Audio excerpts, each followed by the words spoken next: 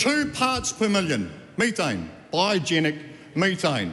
That side of the House eviscerated rural New Zealand. Damien O'Connor and his thugging mates, David Parker, beating up rural New Zealand. Now, David Seymour was the only guy in this entire precinct that voted against the Zero Carbon Act. Common sense, Damien O'Connor, was restored to the debate. The ACT Party, we believe in principle. We believe, actually, sir, in rural people.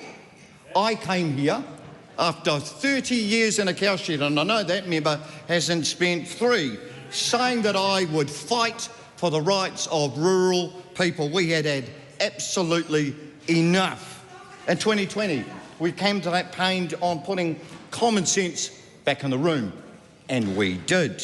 We campaigned in 2023 to do exactly the same. Restore some common sense, and gracious me, restore some hope into rural New Zealand households.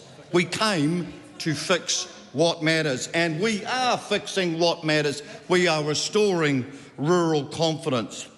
Rural New Zealand has seen the needle move. National commitments to methane have been revised. How good is that? Common sense restored down. Now I hear all the naysayers at the end of days and doom and gloom. Rubbish. We are sick of the climate wokery in rural New Zealand, the alarmists. It's all doom and gloom and the world is burning. I mean, I've heard Arena Williams say that the world is literally burning. What factual nonsense is that? It is not. And rural New Zealand, by the way, to that member, are the most efficient farmers in the world. Why don't you celebrate that reality? There is a novel idea, I say to that side of the House. ACT stands with rural people. We in rural New Zealand are worth almost $60 billion. $60 billion. And Chris Hipkins knows this as the leader of that party. And gracious me, I have never heard that member stand up and defend my people.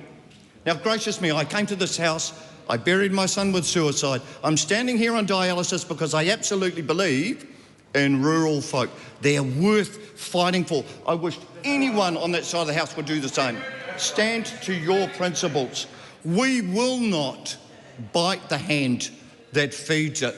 Now, Marama Davidson said yesterday, a member of your future coalition, so I hear, said that we were lobbied by lobbyists.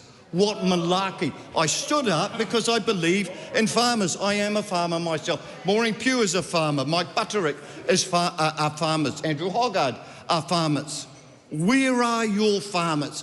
This is the biggest part of the economy, and Damien O'Connor, Marama Davidson, sits silent, sir. Where is your counter-narrative? We put science back in the conversation. No more hyperbole, no more conflation, Damien O'Connor.